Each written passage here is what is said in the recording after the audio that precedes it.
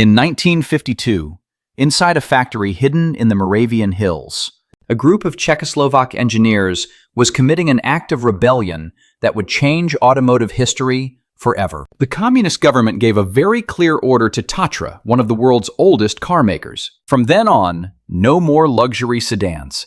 They were only allowed to build trucks. Cars for party officials would come straight from the Soviet Union off the assembly lines of ZIS and ZIM. But those engineers, led by František Kardaus and Vladimir Popolars, had absolutely no intention of obeying. Officially, their job was to design a 3-axle bus, the T400 model. In reality, behind the closed doors of the design office, they were drawing something completely different. An air-cooled limousine with a V8 engine mounted behind the rear axle, featuring a body that looked futuristic. The secret project even had a code name, Voluta. And incredibly, absolutely nobody, not even Prague bureaucrats or Soviet supervisors, suspected a thing. But why would these men risk their careers and maybe even their freedom to build a car that nobody had asked for? The answer lies in what had happened over the previous 2 years. The Soviet limousines meant to transport Czechoslovak ministers and factory bosses had turned out to be a complete disaster. Engines constantly overheated, car bodies rattled, and spare parts never arrived on time. The country's most important officials constantly found themselves stranded on country roads, waiting for rescue teams that took hours to arrive. For a regime that built its entire image on socialist technological superiority, it was an unbearable humiliation. And so when patience finally ran out, someone at the top of the party called Koprivnice, the town where Tatra had its workshops, and quietly asked if they could possibly resume building official luxury cars. The engineers responded with a stifled smile, because Project Voluta was already halfway finished. To understand why those engineers were so confident, we have to go back 20 years to meet the man who transformed Tatra from a carriage maker into a laboratory of radical innovation. His name was Hans Ledwinka, an Austrian born in Klosterneuburg in 1878 who spoke only German and demanded everyone around him do the same. Ledwinka was a stubborn genius, the kind of uncompromising engineer who saw clear solutions where everyone else could only see problems. In the 30s, while the rest of Europe's car industry built heavy, boxy vehicles shaped like safes, he teamed up with a man who knew virtually nothing about cars. Paul Jarre, an aviation engineer who designed the aerodynamic shape of the giant Zeppelins. Together, these two visionaries came up with a crazy idea, applying airship aerodynamic principles to a car's body. The result was the Tatra T87 unveiled in 1934, and it felt like a futuristic object had just landed right in the middle of Europe. It was the world's first production car featuring a body shaped in a wind tunnel, a sleek profile that sliced through the air instead of fighting it with a rear dorsal fin to stabilize the vehicle at high speeds. But was the T77 just beautiful to look at?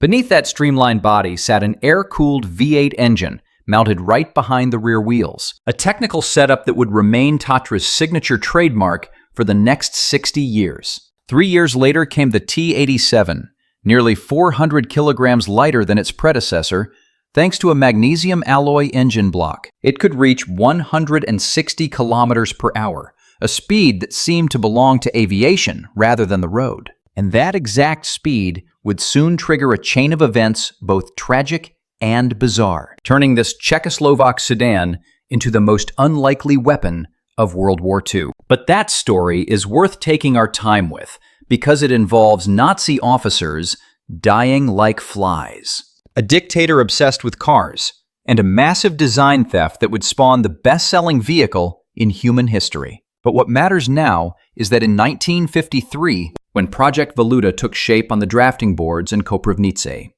Kardaus and Popolars weren't starting from scratch. They had been Ledwinka's pupils, breathing his philosophy and working on the T87 and T600 Tatra plan. They knew every secret of the rear engine layout and independent suspension. They understood air cooling and saw that the Western world across the Iron Curtain was choosing a totally different path: front engines, liquid cooling, and rear-wheel drive with a drive shaft. Instead, they chose to stay loyal to their master's path, pushing it to the absolute limit. In 1956, at the Brno International Engineering Fair, the curtain finally rose on the Tatra T603, and the world, at least those beyond the Iron Curtain, gasped. The Tatra T87 was an incredible car, but it hid a lethal defect that spelled doom in the wrong hands. That V8 engine was heavy and sat behind the rear axle, creating a dangerously back-heavy weight distribution. On straight roads, this was fine. The car flew straight and steady as a bullet, hitting speeds no other sedan could match. But when an amateur driver lifted off the gas in a corner, the massive rear-end weight acted as a pivot, snapping the tail outward with brutal, unpredictable force. For anyone used to quiet front-engine sedans, it felt like piloting a plane trapped in a deadly tailspin. And in 1939, when Germany invaded Czechoslovakia, thousands of Nazi officers grabbed these fast, sleek Tatras, lured by their speed and prestige. It triggered a silent slaughter no one saw coming. In the first week alone, at least 7 high-ranking officers died in crashes driving the Tatra T87. These were not head-on collisions or crashes with other vehicles. They spun out on sharp turns, flipped over instantly, and slammed into trees or ditches at high speed. German officers were used to straight Reich highways, where the T87 was perfect. But on the twisting roads of Bohemia and Moravia, that sudden oversteer became a death sentence. Records from the era claim nearly 100 German officers died, a number that sounds unbelievable. Yet the situation grew so severe that the Wehrmacht High Command officially banned all German soldiers from driving any Tatra automobile. When the Allies heard of this accidental carnage, they coined a nickname that would stick forever: the Czechoslovak secret weapon. Here the story takes a twist straight out of a spy novel. The Tatra T87 didn't just catch the eye of Wehrmacht officers, it captured the imagination of Adolf Hitler himself. According to books on the legacy of Hans Ledwinka, Hitler saw the T87 and declared it was the exact car the German people needed. Not this specific model, since it was too huge and expensive, but its core concept: a rear-mounted air-cooled engine, an aerodynamic body, and robust, simple mechanics. Soon after, he summoned Ferdinand Porsche, giving him a task that would rewrite automotive history: build a people's car that every German family could afford. If you look at the 1931 Tatra V570 prototype with its rear-mounted boxer engine and teardrop body, you will see a vehicle that looks embarrassingly identical to what the world would soon know as the Volkswagen Beetle. Ferdinand Porsche knew Hans Ledwinka incredibly well. They had met many times discussing technical solutions and comparing design choices. Porsche himself publicly admitted, with a frankness that today sounds almost naive, that he looked over Ledwinka's shoulder during development. The backbone chassis, the engine layout, and the cooling system. The similarities between the Tatra and the future Beetle were too obvious to be a coincidence. Ledwinka was not about to stay silent over what he saw as a blatant violation of his patents. He immediately sued Porsche, listing at least 10 specific patent infringements. Porsche's reaction was surprising. He was ready to settle the lawsuit, but right then, Hitler personally intervened, promising Porsche he would solve the problem himself. And he did, in the most brutal way possible. In 1938, Germany annexed Czechoslovakia. The Tatra factory fell under Reich control, and all legal battles were immediately frozen. Hans Ledwinka found himself working under the Nazi occupation, forced to design military trucks for the very regime that stole his ideas. When the war ended, justice did not come the way Ledwinka had hoped. Instead of being recognized as the genius mind behind the most influential car of the 20th century, he was arrested by Czechoslovak authorities on charges of collaborating with the Nazis. 5 years in prison. 5 years during which the Beetle began conquering the world, carrying the patents of a man rotting in a cell. When Ledwinka walked out of prison in 1951, Tatra offered him his old job directing the engineering department. He refused. The bitterness ran far too deep. He left first for Austria, his homeland, and then for Munich, spending the rest of his days consulting for various German companies. The lawsuit against Volkswagen was only reopened in the 60s by the Ringhofer family, the former owners of Tatra, and it ended with an out-of-court settlement of 1 million German marks, a joke compared to the billions the Beetle was making. And the most bitter thing of all is that Ledwinka never saw a single penny of that million because he didn't own the patents personally and couldn't afford proper legal help. The genius who inspired the best-selling car in history passed away in Munich in 1967, practically forgotten by the general public, while his spiritual creator lived in self-imposed exile in Munich. The machine his students designed in secret was proving to the socialist world that breakthrough innovation doesn't need political freedom to exist. The Tatra T603 debuted at the Brno exhibition in 1956, packed with engineering so bold it made Western sedans look like farm wagons dressed up as cars. Let's look at the engine for starters. A 2.5-liter V8 with hemispherical chambers, just like the legendary American Hemis that were driving Detroit car enthusiasts crazy back then. Except this V8 didn't guzzle gas to drag 2 tons of chrome metal down some California boulevard. With 100 horsepower, it pushed this 5-meter sedan to 160 kilometers per hour because it weighed just 1,500 kilos. How did they do it? Simple, by stripping away everything that wasn't absolutely necessary. No radiator, no heavy water cooling system, no dead weight.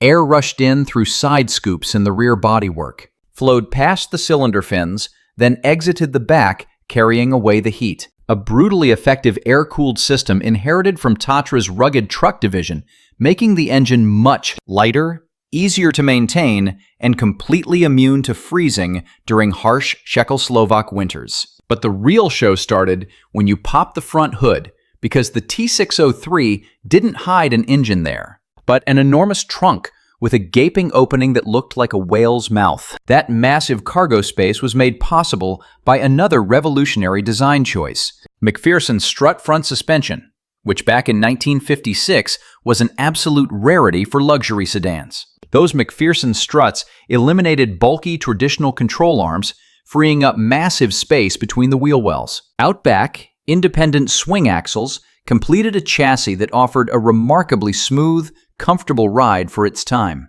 But where did they hide the spare tire? This is where the Koprivnica engineers pulled off a stroke of genius that still commands pure respect today. Right beneath the front bumper, the T603 had a drop-down jaw, opened by a latch inside the trunk. The spare tire sat right in there, safe from road grime and mud, keeping your luggage clean and making sure a dirty, muddy flat tire wouldn't stain a thing.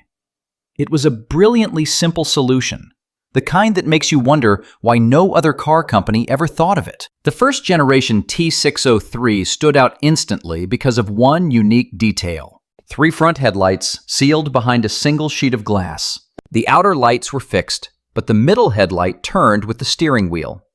In practice, when you turned the steering wheel, that central headlight lit up the curve before the car even entered it. An adaptive lighting system the Western car industry would only rediscover decades later, hyping it as the ultimate high-tech breakthrough. Starting in 1968, later versions swapped those 3 headlights for 4 conventional ones, bringing 4-wheel disc brakes and a vacuum brake booster along with the update. Updates that transformed a 1950s design into something incredibly modern for the late 1960s. This brings us to the most extraordinary feature of the T603, something virtually unheard of in the entire history of production cars. Tatra actually let owners bring their cars back to the factory for a full complete upgrade. This was no simple tune-up or quick paint job. Workers in Koprivnica stripped the car down to the bolts and rebuilt it to match the latest specs. A 1957 model could easily transform into a 1968 version with the new headlights. New brakes, a fresh dashboard, and every single upgrade developed over a decade of production. It was as if your car could be reborn every few years, staying modern without you ever buying a new one. A concept we would call a software update today, except back then it involved actual metal bolts and cylinders. This is why it is so hard to count exactly how many T603s were actually built. Official records claim around 20,400 units over 20 years.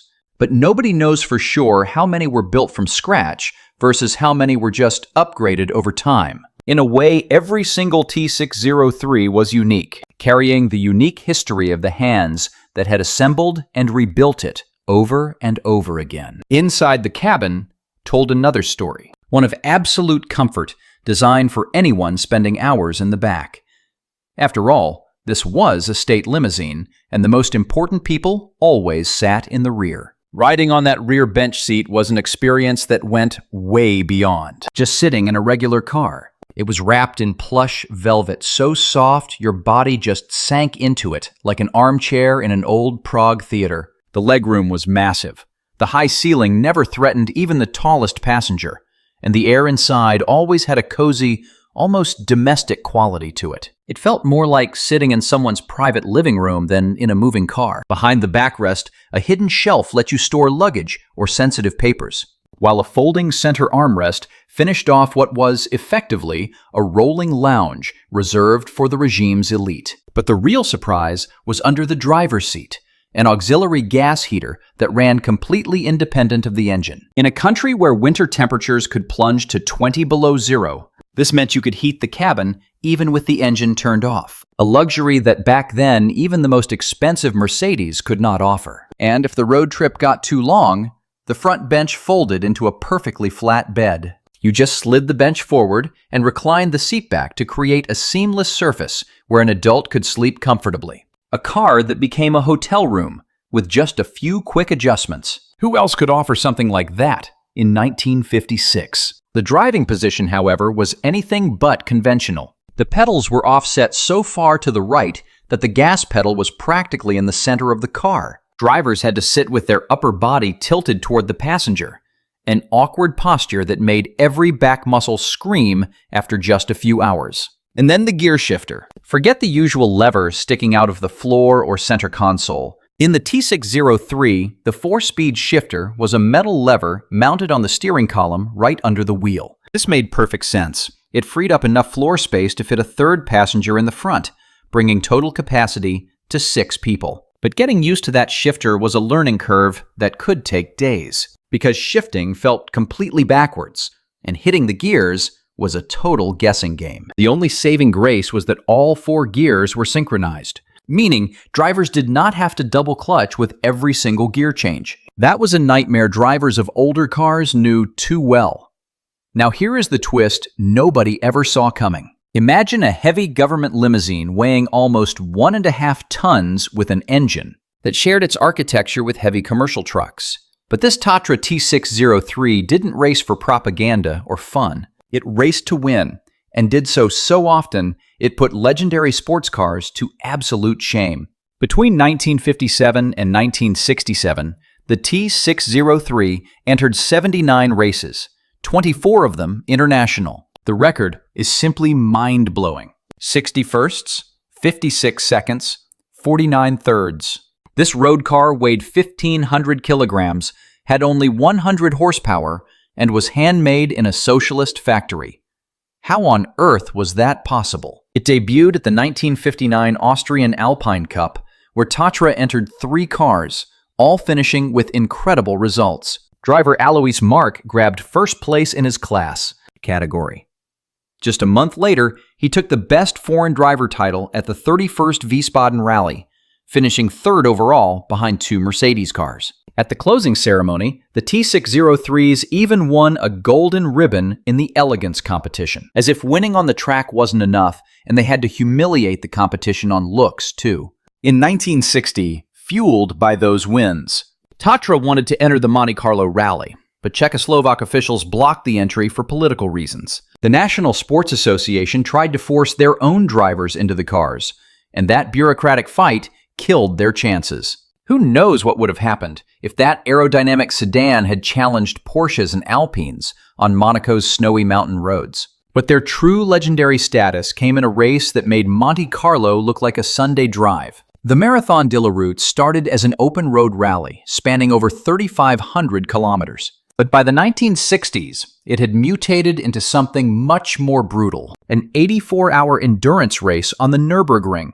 combining both the legendary Nordschleife and the dangerous Südschleife loops. 3.5 days non-stop on what is widely considered the most dangerous track in the world. In 1965, Tatra sent 3 cars. 2 crossed the finish line in 9th and 12th place overall, winning their Gran Turismo class, while the 3rd car failed to finish. The next year, they returned with 3 updated B5 models, packing upgraded 143 horsepower engines. This time, all 3 cars survived the green hell of the Nürburgring, claiming first. Second and third in the under 2.5-liter class, taking third, fourth, and fifth overall, and winning the team prize. 3 Czech limousines lined up like soldiers on parade. They survived 84 hours of brutal racing on a track where purpose-built sports cars broke down within hours. In 1967, Tatra returned to the Nürburgring for a 3rd straight year, and this time the heat was on.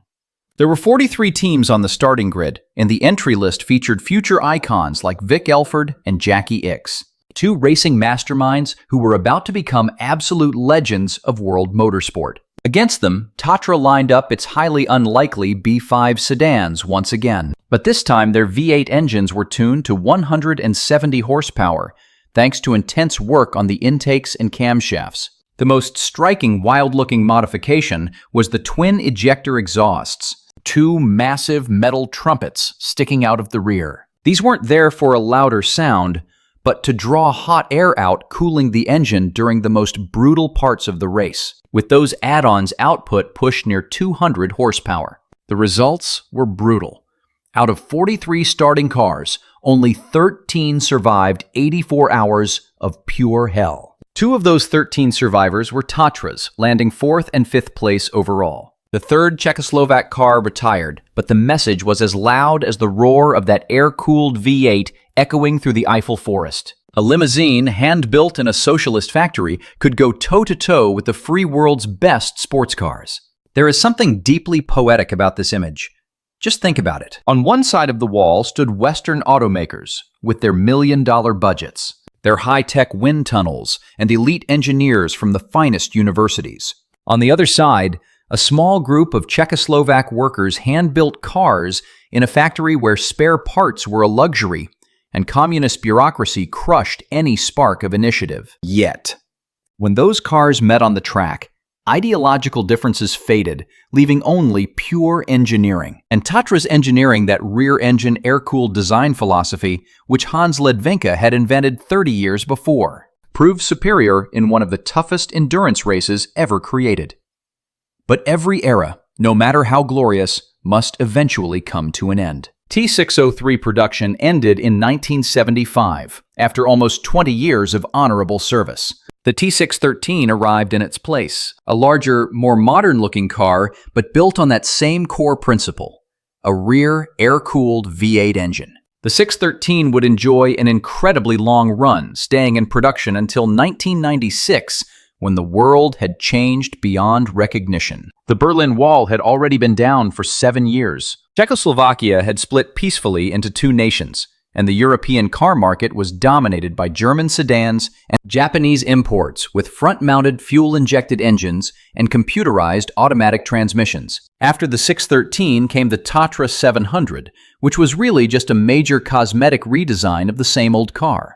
Production shrank to microscopic numbers, just a few dozen units built for top officials in the new Czech Republic. The final car rolled out of the Koperivnica factory in 1999, closing the book on Tatra sedans forever. Why was the end so final? Because that magic recipe, which had worked for 60 years, the rear air-cooled engine that made Tatras unique in the world, had become an unsustainable anachronism.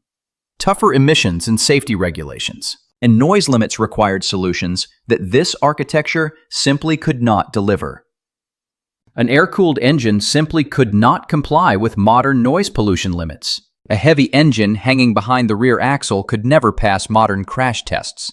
Tatra had to redesign everything from scratch, investing billions they did not have, competing head-on with Mercedes, BMW, and Audi on turf where those rivals had decades of advantage. The decision was painful, but inevitable. Koperivnica would keep building trucks just as the government ordered them half a century ago, and their passenger cars would become history.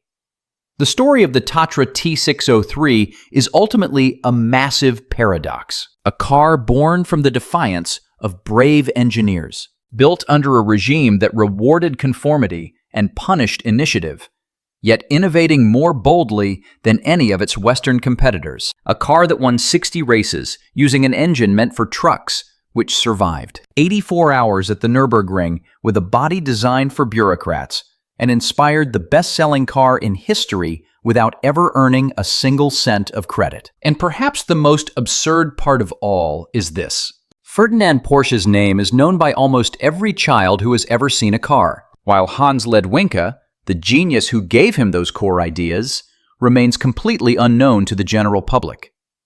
44 years after his conviction for collaboration, in 1992, the Czechoslovak Supreme Court officially cleared his name. But Ledwinka had already died 25 years earlier in Munich, far from his factory and creations. He never saw the end of the regime that imprisoned him, nor the fall of the wall that had cut his beloved Tatras off from the rest of the world. Yet every Porsche 911 tearing down European highways today carries within itself a distant echo of those ideas born in Koprivnica by a stubborn Austrian who just wanted to build the perfect car. If you enjoyed this story, if you learned something new and want to continue this journey through the history of cars that changed our world, drop a like. Tell us in the comments which car you want to see next, and subscribe so you never miss an episode. Yeah,